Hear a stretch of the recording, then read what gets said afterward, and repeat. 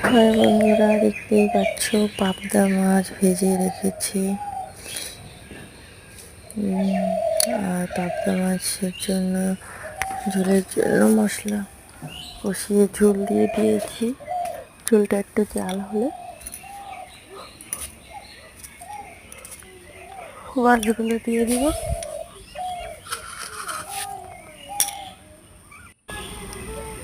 ঝোলটা জাল হচ্ছে,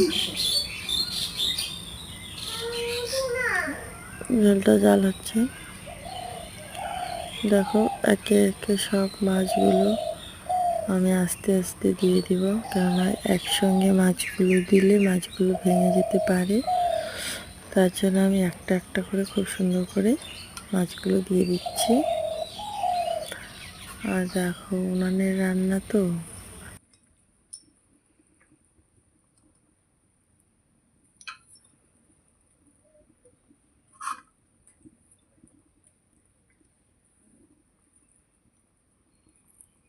তোমরা দেখে বুঝতেই পারছো। অনেকক্ষণ থেকেই ঝোলটা জাল হচ্ছে, মাছগুলো আমি দিয়ে দিচ্ছি।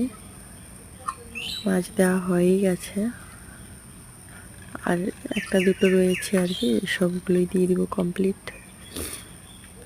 হয়ে গেলে ঝোলটা ভালো করে জাল করে তারপর নামিয়ে দিব। আর তো কীরকম লাগলো ভিডিওটা অবশ্যই কমেন্টে বলো।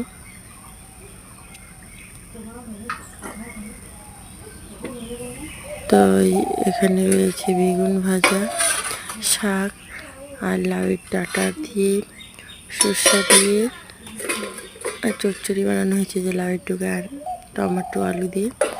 তো টাটা বন্ধুরা, ভিডিওটাকে